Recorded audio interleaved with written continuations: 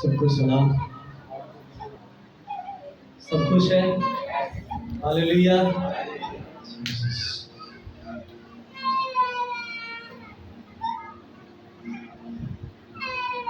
कलाम खुदा में से निकालेंगे।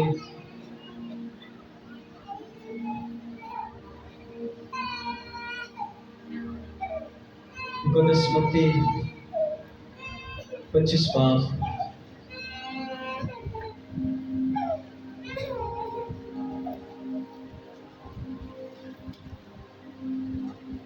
उसकी पहले 5 आयत को पढ़ेंगे।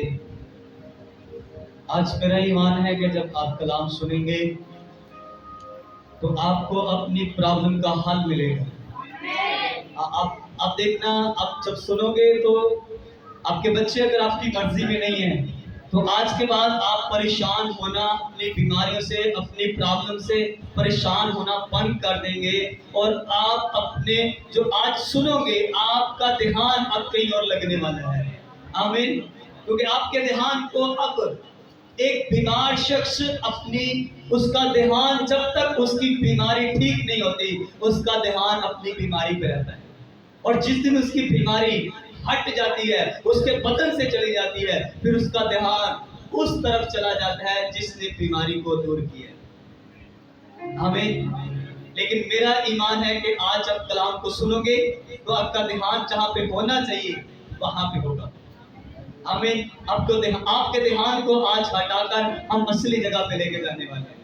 आमीन। ताकि आपकी लाइफ बिल्ड हो, आपके घराने, आपके खानदान, आपके कारोबार, आपकी जिंदगी में जो नहीं हो रहा वो होना शुरू होगा। आपको अपना ध्यान अब वहां से हटाना है जहां पे आपने रखा हुआ।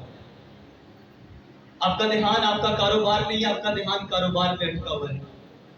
इंसान होते हुए ऐसा है, इंसान जब हम हैं तो हमारा ध्यान उस तरफ जाएगा। हम कमजोर हैं, लेकिन खुदा का कलाम जोरावर है, आपको पावर देगा, आपको मसा देगा। ध्यान खुदा के कलाम की तरफ लगा। आमीन। कलाम खुदा की तरफ पढ़ते हैं। मुकद्दस मत्ती उसका 25 बाब, उसकी पहली चंद आयत को बड़े ध्यान से, ये चलना फिरना जरा बंद करें क्योंकि मेरा ध्यान फिर उस तरफ चला जाता है। कलाम में लिखा है, उस वक्त आसमान की बादशाही उन 10 कवारियों की मानित होगी जो अपनी मशलें लेकर दुल्हा के इस्तकबाल को निकली। उनमें 5 बेवकूफ और 5 अक्लमंद थी।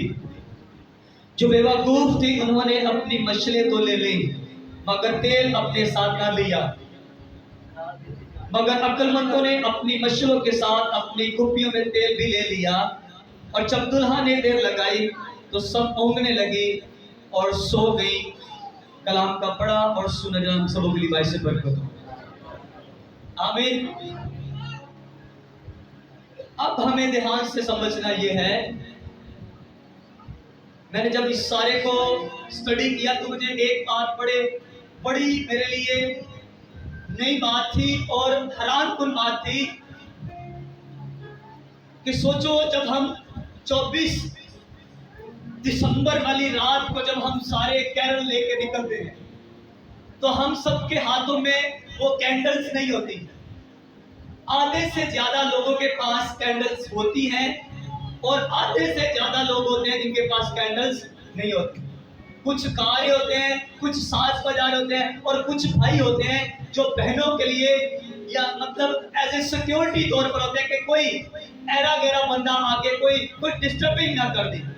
सबके पास कैंडल्स, ध्यान सुनना, मैं आपको बताना क्या चाहता हूं कि सबके पास कैंडल्स नहीं होती, लेकिन सब फिर भी उस कैरल में शामिल होते हैं और सब एक ही जगह से निकलते हैं और एक ही जगह में आकर चर्च में आके बैठते हैं और हम प्रॉपर यीशु मसीह का इस्तेमाल करते हैं।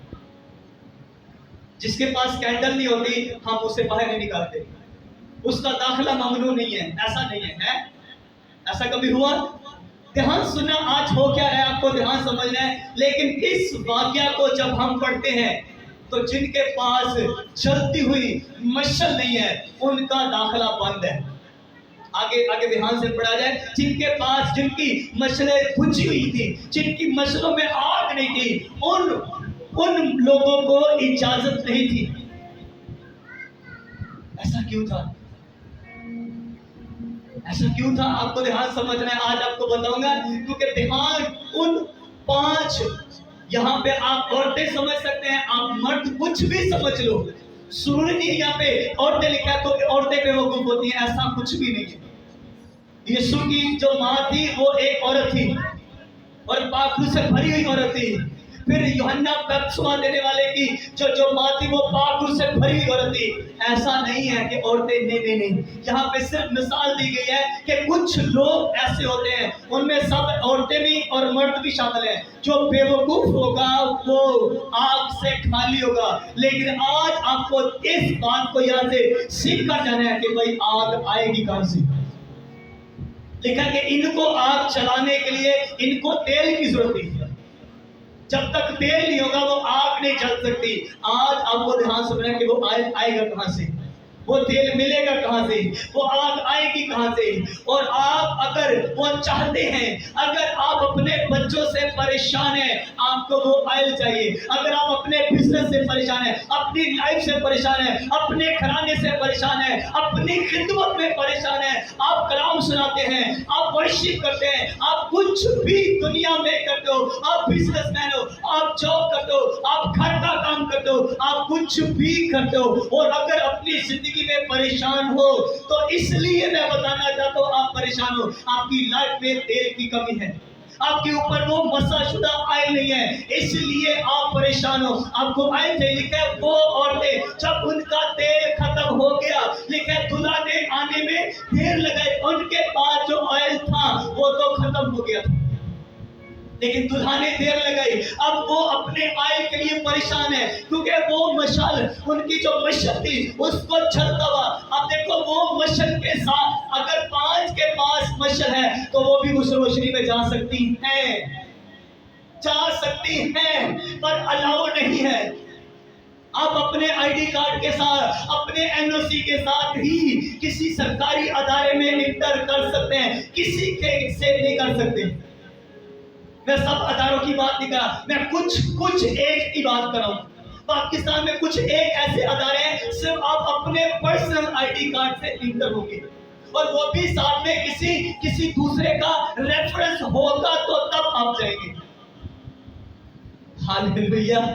आपको ध्यान समझना है कि आपकी लाइफ में अगर कुछ चल रहा है, कुछ डिस्टर्बिंग चल रही है, कुछ प्रॉब्लम चल रही है, आपके पास आई नहीं है, आपके पास मशाल है, आपके पास सब कुछ है, आपके पास चर्च है, आपके पास पादरी है, आपके पास मुबश्शिर है, आपके पास घर है, आपके पास सब कुछ है, आपके पास मम्मी पापा बाइबल्स है, सब कुछ है, खुदा भी है, लेकिन ऑयल नहीं है। खुदा है पर आपके पास नहीं है। चर्च है, आप चर्च में बैठे हैं, आप चर्च के साथ चलते हैं। चलता तो यहूदा भी यीशु के साथ था, यहूदा के हाथों से लोग चंगे होते थे। बात चलने के लिए आज बात चलने की नहीं है। आज हम सीखेंगे आपकी जिंदगी में ऑयल है, अगर नहीं है तो फिर बड़ी शर्मिंदगी होगी।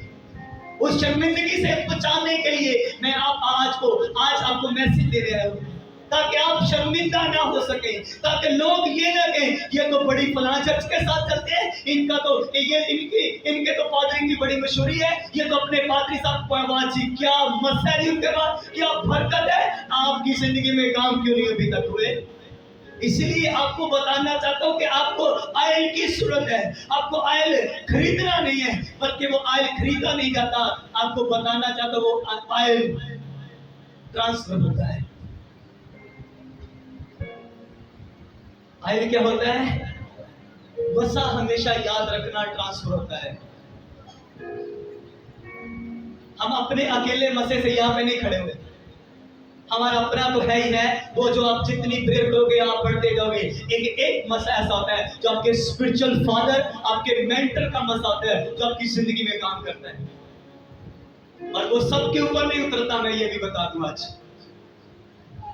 वो जो लेना चाहते हैं, वो जो ख्वाहिश रखते हैं, वो जो कुर्बान होते हैं, वो जो कुछ लेने के लिए कुछ भी करने की हद तक पार हो जाते हैं, सिर्फ मसा जो ट्रांसफर मसा होता है वो सिर्फ उन्हीं को मिलता है।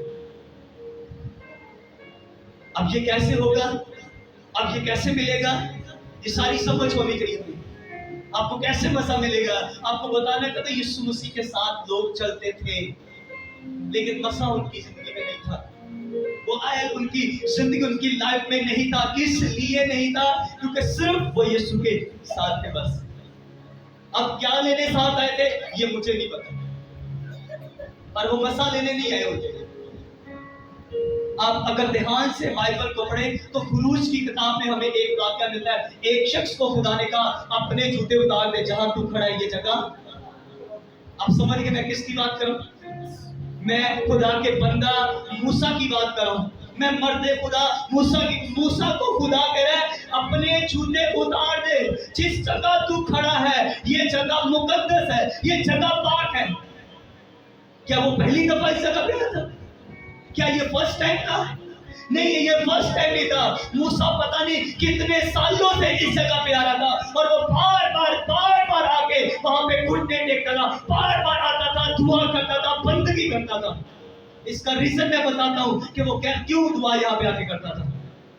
उसके अंदर एक बोझ था, उसके अंदर एक दर्द था, क्योंकि जब और पीछे चले जाए तो आपको मालूम पड़ेगा मूसा अपनी कौम को छुड़ाना चाहता था, अपनी कौम को बचाना चाहता था। आप भी अपने बच्चों को, अपने घराने को, अपने मोहल्ले को, अपनी फैमिली को बचाना चाहते। मूसा भी बचाना चाहता था। ऑयल नहीं था, मसा नहीं था, और मसा ना होने की वजह से जो लोगों को बचाना चाहता था वो खुद को बचाता फिर रहे। वो अपनी जान बचा रहा है कि मुझे कोई मार ना दे, मुझे मेरी कोई जान ना निकाल दे, मेरे साथ ये ना दे, मेरे साथ फला ना दे, मेरे साथ ये वो कुछ भी ना हो जाए। वहां से भागा, बंदा भागा। जब बंदे के पास मसा नहीं होता, जब बस बंदे के ऊपर अनाइंटिंग होती, जब ऑयल नहीं होता, तो फिर बंदा भागता फिरता है। इधर कभी पास जाए तो बीमारियां बहुत, बंदा इधर उधर से भागता फिरता है, फिर चक्कर लगाता है दुनिया के। फिर बंदा कभी उससे प्रेयर, कभी उससे प्रेयर, कभी उससे प्रेयर, फिर बंदा प्रेयर लाइन्सों में रहता है। मैं ये नहीं कहता कि आप आगे प्रेयर ना करो, पर कभी उधर जिधर देखा मीटिंग, चलो भाई।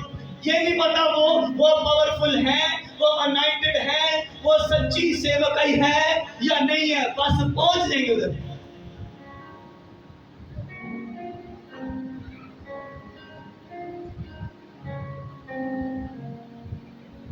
मूसा फिर भाग रहा है, इस वजह से भाग रहा है कि उसके पास ऑयल नहीं है भाई, उसके पास मसा नहीं है। जब मसा नहीं होता फिर बंदा भागता रहता है, फिर बंदा अपनी प्रॉब्लम से, अपनी मुश्किलात से, फिर दुनिया की दौड़ में फिर दौड़ता रहता है। और ये दौड़ तब तक चलती रहती है जब तक तेल नहीं आता। और मूसा दौड़ रहा है, दुनिया की फिक्र में इतना खो गया, लेकिन साथ में उसने खुदा की हुजूरी में बैठना बंद नहीं किया। उसने एक मजहबा बनाया,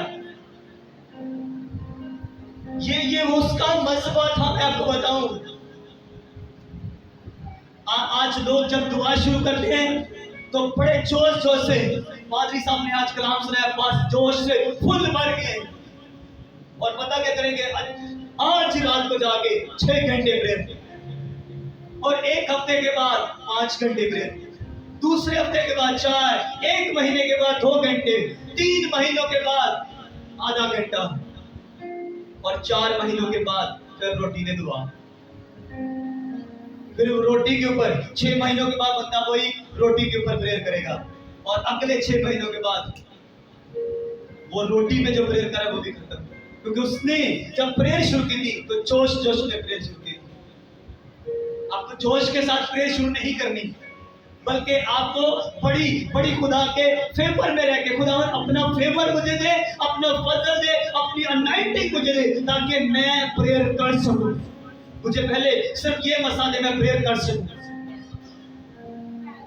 और मूसा लगातार प्रेयर्स पे प्रेयर, इतनी ज्यादा प्रेयर, एक दिन आग नाज़िल हो गई। हालेलुया। आपको जल्दी नहीं करनी जब प्रेयर में बैठ जाओ।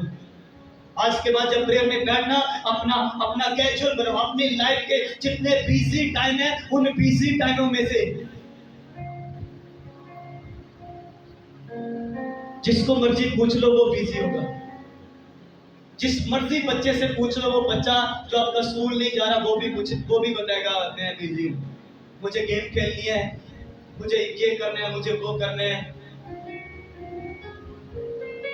अगर आपको लग रहा है कि मैं ऐसे ही बोल रहा हूँ, वो जब गेम खेल रहा था उसे बोलना पानी लेकर आ, और मुंह देखियो फिर,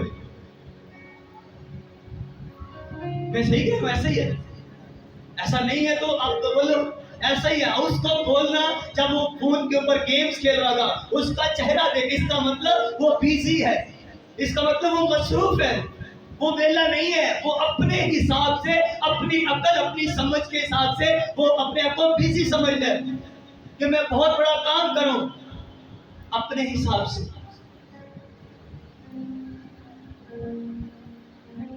अपने बिजी सारे टाइम में से मैं बता रहा हूं कि खुदा के लिए टाइम निकालो। आपको ये बताना चाहता हूं कि अगर आपने खुदा को, अपने खुदावंद यीशु मसीह को टाइम देना शुरू कर दिया, और जिस दिन उसने आपको टाइम दिया, दुनिया टाइम मांगेगी आपसे। इतनी अजीब तौर से खुदा आपकी जिंदगी में काम करेगा। आमीन। आज लोग हमसे टाइम मांगते हैं क्योंकि हमने एक टाइम था, हमने खुदा को टाइम, मूसा खुदा को टाइम दे रहा था, टाइम दे रहा है, टाइम दे रहा है, इतना टाइम खुदा ने मूसा को दे दिया, इतना टाइम। आग नाज़िल हुई, और उसी दिन जब आग नाज़िल हुई, खुदा ने मूसा से कहा, मूसा चल और जाकर अपनी कौम को छुड़ा, जिनको छुड़ाने के लिए तू सालों से एक अपने अंदर जज्बा रखता था, अपने अंदर एक जुनून रखता था, अपने अंदर एक जज्बा था कि अपनी कौम को छुड़ाना है, अपनी कौम के लिए तेरे अंदर फिक्र थी, तेरे अंदर तुरंत था कि नहीं, मैंने अपनी कौम को छुड़ाना है, अपने लोगों के पास जाना है। लेकिन खुदा उसे भेज नहीं रहा था क्योंकि उसके पास मसा नहीं था, और उस बंदा को समझ आ गई मुझे खुदा की हुजूरी में बैठने, और खुदा ने उसे मसा दिया। वो बैठा, खुदा ने मसा दिया, और उसी दिन जिस दिन उसके ऊपर आग नाज़िल हुई, बंदा गया है। और फिर एक नहीं, फिर दो नहीं, फिर लाखों लोगों को छुड़ा के लाया। हालेलुया। आज आप एक बंदे के पास जाते हो, बंदा सुनता ही नहीं। हालेलुया। एक टाइम था जब हम अपने उस्ताद के साथ चला करते थे, हम उनका बैग उठा के उनके पीछे पीछे चलते थे, और मैं लोगों को बताता था बड़ी भीड़ मेरे पीछे आने वाली है, बड़े लोग आने वाले हैं। वो कहना कई इतने बदतमीज हैं, देखो बंदे का पुत्र बन, तो खुद किसी के पीछे चलता है और तेरे पीछे कौन चलेगा। मैंने कहा नहीं, मैं यीशु के पीछे चलता हूँ, एक दिन खुदा मुझे बड़े लोग देने वाला है, और वो मुझसे लव करेंगे, मुझसे प्यार, ऐसे प्यार करने वाले लोग देगा। तू तो बहुत बदतमीज है, तुझे तो समझ ही नहीं है खुदा के बंदों के साथ बात कैसे की जाती है। आज आपके सामने सब कुछ, अगर अब मुझे, आपको तो शायद पता नहीं, मुझे पता होता है कौन नहीं है। अभी भी अगर गौर से मैं देखूं तो अभी भी कितने घराने जो नहीं है। अब अंदाजा कर लो, मुझे मालूम होता है, मैंने जन्म दिया है, मुझे मालूम है। अपने कामों को ठीक करने के लिए आग मांगना शुरू करो, और जब तक आपकी लाइफ में, आपकी जिंदगी में वो आग नहीं है, कुछ भी नहीं होने वाला। सब कुछ वैसे का वैसा ही रहेगा। इसको ठीक करो, अपना ध्यान अपनी बीमारी से हटाओ, थोड़े दिनों के लिए, कुछ दिनों के लिए हटा दो, जब तक कि आग ना रहेगी, बीमारी भी जाएगी, और आपको ताकत भी मिलेगी, आपको पावर मिलेगी। फिर जिससे बात करोगे, फेवर हर तरफ फेवर होगा, हर तरफ। जिस घर में जाओगे, जिस खानदान, जिस कबीले में जाओगे, जिस मोहल्ले, जिस शहर में जाओगे, हर जगह फेवर होगा आपके लिए, हर जगह फेवर होगा। इतनी कॉल्स आती हैं, मैं आपको बता नहीं सकता, हम किसी को ओके नहीं करेंगे, नहीं हमारे।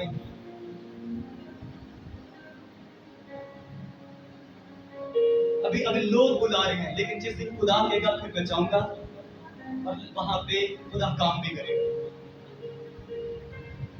पहले मूसा चाहता था लोगों को छुड़ाना, लेकिन जिस दिन खुदा ने भेजा, क्योंकि खुदा ने तब भेजा था जब मूसा के ऊपर आग जा रही थी, और वो आग इतनी आसानी से नहीं मिली। अगर ध्यान से देखा जाए तो एक बहुत लंबे अरसे से वो प्रेयर कर रहे हैं।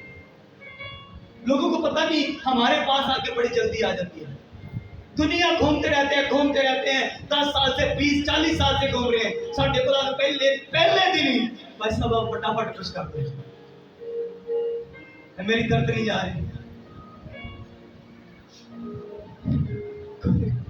कोई प्रॉब्लम नहीं, खुदा ठीक करेगा। लेकिन वेट किया करो, हर चीज का एक टाइम होता है।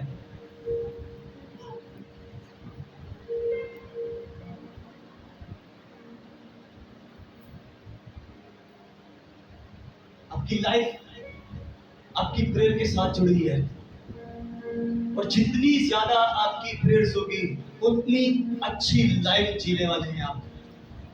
आमीन। लेकिन अगर आपकी लाइफ में प्रेयर नहीं है तो आप बड़ी गलत जगह पे खड़े हो भाई।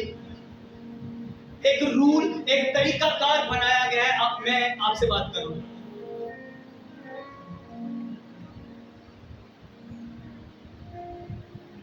सिर्फ एक आधे घंटे की बात होती है, सुन लिया करो।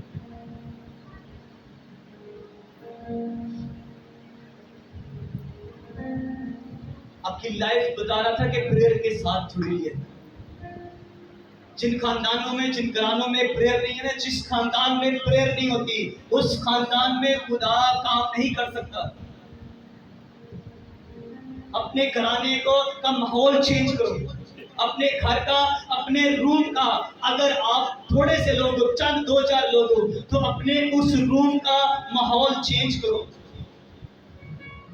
आपके रूम में प्रेयर्स की आवाजें गूंजनी चाहिए। अपने माहौल को बदलो भाई। आपका माहौल जब तक आपके घर की दीवारों को भी मालूम हो कि यहाँ पे प्रेयर होती है। अभी तक आपके किसी खानदान को मालूम नहीं है कि आप प्रेयर करते हो। सोचो आपका खुदा कब आएगा और आग नाज़िल होगी। 120 की जमात लिखा वो प्रेयर कर रही थी, और लगातार पिछले 10 दिनों से वो प्रेयर में बैठे, और दिन रात प्रेयर में बैठे हुए। और लिखा उनके ऊपर आग नाज़िल हुई, आग से फटकती ज़बानें जाहिर हुई उनके ऊपर। आज लोग बरकत लेना चाहते हैं, मसा लेना चाहते हैं। अपने साथ वाले को देखो, अगर वो सो रहा है तो उसे जगाओ।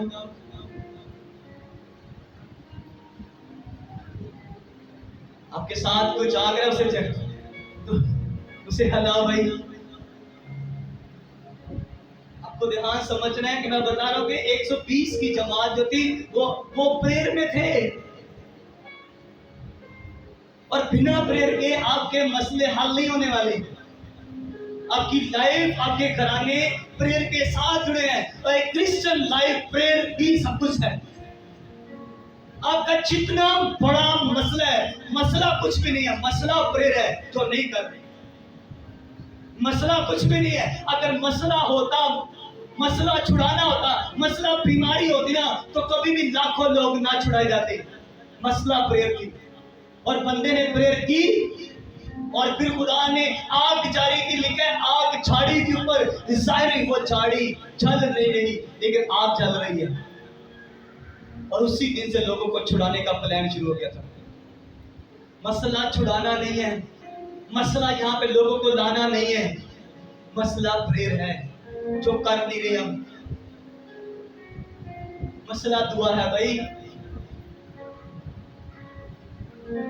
आज एक चर्च नहीं बढ़ रही, उसके पीछे वजह ये है, आज नौजवान उठते हैं बड़े जोश से। 1 दिन प्रेयर, 2 दिन प्रेयर, 4 दिन के बाद शैतान अटैक करता है। एक कान के नीचे शैतान देता है, बंदा धस धड़ाम खड़े करता है, सारा जोश खत्म।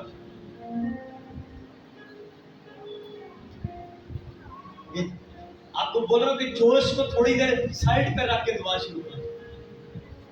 जोश में नहीं, होश में आके दुआ करो भाई। फिर बाद में जब सही होश के साथ दुआएं शुरू होगी, फिर बेशक जोश को इंटर कर लेना बीच में। जोश जरूरी है, पर होश उसके साथ नहीं है। होश के साथ प्रेयर करो कि आपकी लाइफ प्रेयर के साथ जुड़ी हुई है। आपके बच्चों को शैतान मार रहा है और शैतान आपके बच्चों को लेके जा रहा है। उसने हर तरह की बीमारी, हर तरह की गंदी गलाजत में डाल दी है, शैतान के हाथों में दे रही है। और हम चुप है, सुबह को चुप है, दोपहर को चुप है, शाम को चुप है, कोई प्रेयर नहीं है। और आपके बच्चे क्या, आपके पोते भी उसी जेल में जाने वाले हैं, उसी शैतान की जेल में जाने वाले हैं। क्यों? क्योंकि हम प्रेयर नहीं करते। आपको प्रेयर की जरूरत है। अपना बीमारियों से, प्रॉब्लम से थोड़ी देर के लिए ध्यान हटाओ भाई, अपना ध्यान दुआ पे लगाओ। और जब आप दुआ करोगे खुदा काम करेगा। इन दिनों में मैं आपको बताऊं, कुछ साल से वेट करो, बस कुछ साल, 10 से 12-14 साल आपको वेट करने, बस देखना अजीब तौर पे एक बड़ी फिर ऐसी बेदारी आने वाली है और दुनिया हैरान होगी कि पाकिस्तान में क्या हो रहा है। लेकिन इन दिनों में आप देख रहे होंगे सोशल मीडिया पे किस तरह मसीह लोगों के साथ, कभी गुजरावाला, कभी पेशावर, कभी रावलपिंडी, कभी इस्लामाबाद, कभी लाहौर, कभी फैसलाबाद, चर्चों के ऊपर अटैक किए जा रहे हैं, पासवानों के ऊपर अटैक किए जा रहे हैं। तो ये आपको बताओ ये क्यों हो रहा है? कईयों के लिए ये परेशानी की बात है, पर ये अकॉर्डिंग टू बाइबल हो रहा है।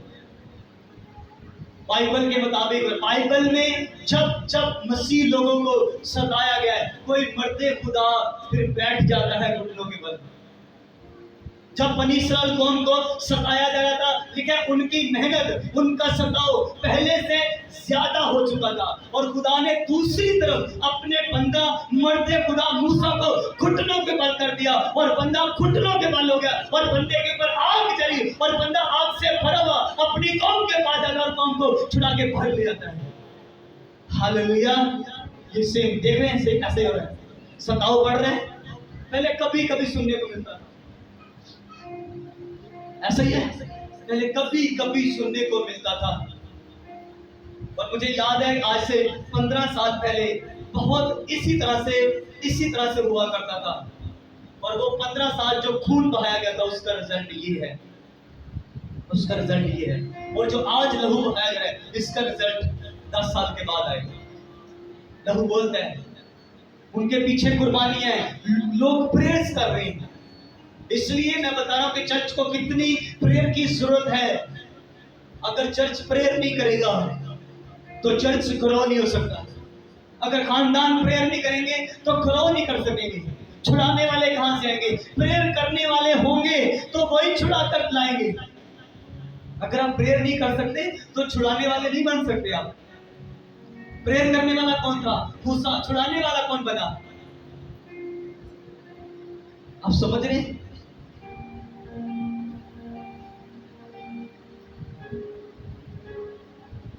आपको प्रेयर की जरूरत है भाई। जिस खानदान में, जिस घराने में प्रेयर नहीं है ना, वो खानदान गलत जगह पे खड़ा है। ऐसी जगह पे खड़ा है, आज गिरा, कल गिरा, परसों गिरा, 2 साल के बाद गिरे, लेकिन कन्फर्म है वो गिरेगा। लेकिन अगर उसने प्रेयर, मुझे सुन लो, मैं आपके लिए बैठा हूं।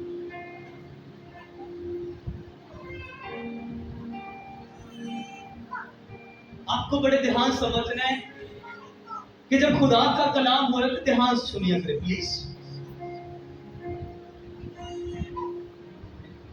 आप इस बात को अंडरस्टैंड करें कि आपको प्रेयर की जरूरत है। मैं आपको किस तरह से बताऊं, किस तरह से समझाऊं, इसलिए मैं बहुत आराम से आपसे बात कर रहा हूं कि आप प्रेयर में बैठे,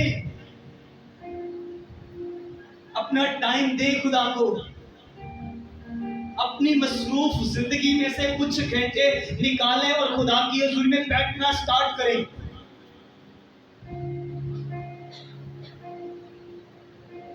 जब हम बैठेंगे तो खुदा अपनी कुदरत को जारी करेगा, अपने मसे को जारी करेगा। आमीन। फिर देखना, मैं आपको लिख के दे सकता हूं, आप लगातार प्रेयर शुरू कर दो। लगातार, थोड़े से शुरू करना, लेकिन लगातार प्रेयर कर। 10 घंटे प्रेयर करना कोई बड़ी बात नहीं है, लेकिन इसको करते रहना, कंटिन्यूस हयात तक करते रहना, ये बहुत बहुत बड़ी बात है। एक दिन में 10 घंटे प्रेयर कर ली और अगले महीने छुट्टी, ये कोई बड़ी बात नहीं है। अगर आप देखो, हमने ये प्रोग्राम रखे हैं 3 अक्टूबर और 10 अक्टूबर, अगले महीने की, जो पहला संडे और दूसरा इतवार, दोनों पहले इतवार और दूसरे इतवार, यानी पहला इतवार 3 तारीख को और दूसरा इतवार 10 तारीख को, उन दोनों, ये दोनों मीटिंग स्पेशल के लिए। अब इन मीटिंग्स के पीछे अगर प्रेयर्स नहीं होंगी तो ये आम संडे होगा, नॉर्मल संडे, बस आए, दुआ की, कलाम सुना, चले। ये भी फिर वैसे ही होगा। इनको स्पेशल बनाने के लिए लीडर्स को प्रेयर की जरूरत है। हर लीडर जो प्रेयर, जो खिदमत गुजार है, जो हर वो चर्च का जो मेंबर है, हर वो बच्चा, हर वो जो बुजुर्ग है इस चर्च का, उसको प्रेयर में बैठने की जरूरत है कि खुदा इन मीटिंग्स में अच्छी तौर पे अपने जलाल, अपनी कुदरत को जारी करे। आमीन। आपको थोड़ी देर में वो सब कुछ दे दिया जाएगा। आपने अपने प्रेयर रूम में, जहाँ पे आप प्रेयर करते हो, वहां पे आपने उस पंफलेट को लगा देना और हाथ रख के प्रेयर करनी है कि खुदा उस दिन नाज़िल हो। आमीन। और दुआ करके जो आपको दिए जाएंगे, उन पे दुआ करके लोगों को देने आते हैं।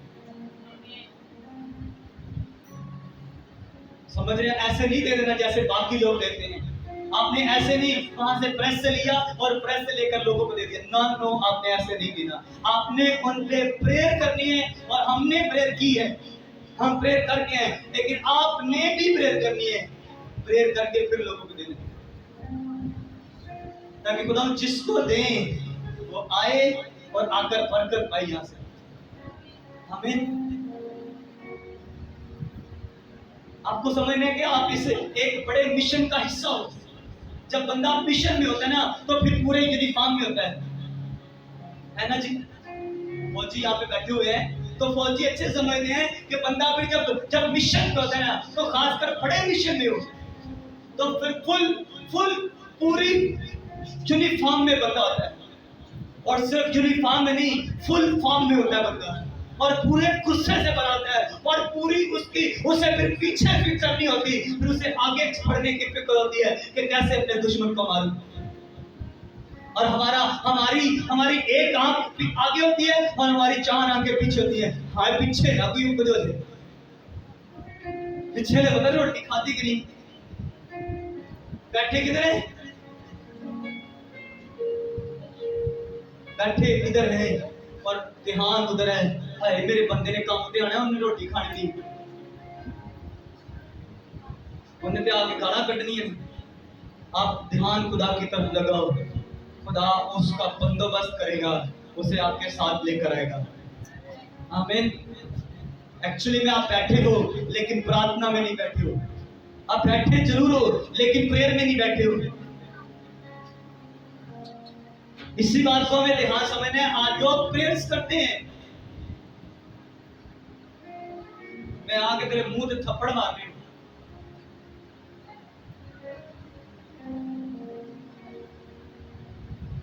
आपको ध्यान समझना है, जो बच्चा स्कूल जा सकता है वही तरह आपके शोर कर रहे हैं, इसका मतलब आपके माँ बाप की गलती है। जो बच्चा स्कूल नहीं जाता वो शोर कर रहा है, मेरी समझ में आता है। और जो बच्चा स्कूल जाता है इधर आके शोर शराब करता है, इसका मतलब उसके मुंह पे थप्पड़ मारो खींच के। इस बेवकूफ को इतनी समझ नहीं है कि चर्च में आके शोर कर रहा है। स्कूल में यही बच्चे चुप करके बैठेंगे और कोई उनको इनके मुझे समझ नहीं आती है किस तरह की इन्हें समझा के लाते हो घर से। चर्च में बैठे हो, समझ होनी चाहिए कि हमें ध्यान से सुनना है खुदा की आवाज को। काफी टाइम से सही चल रहा था, फिर पता नहीं क्या हो गया आपको।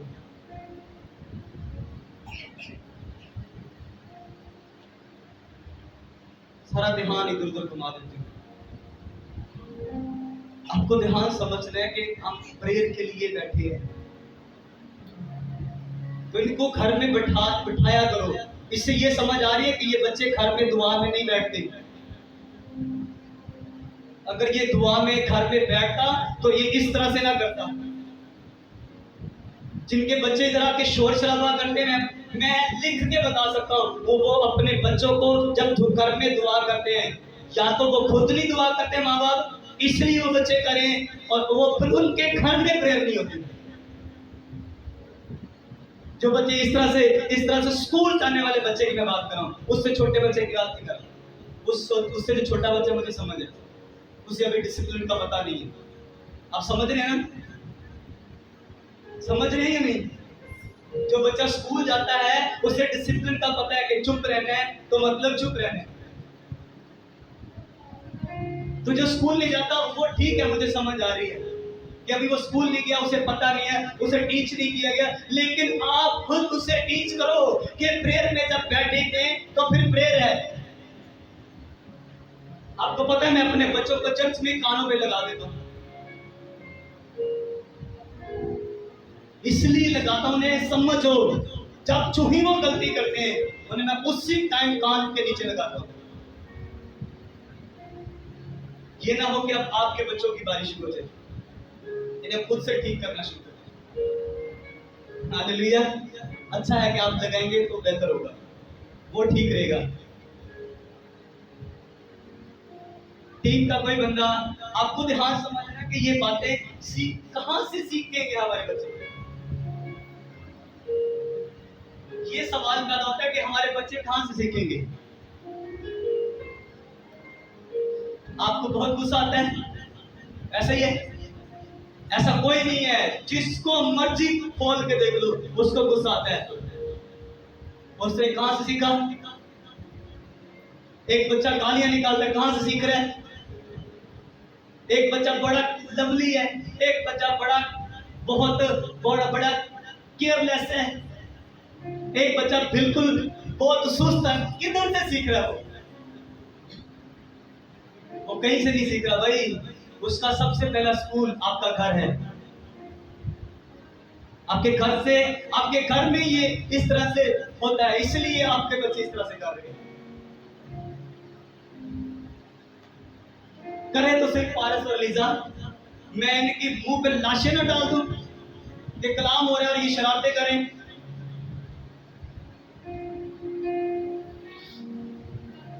आपको ध्यान समझना है, इनको सिखाना माई रिस्पॉन्सिबिलिटी है।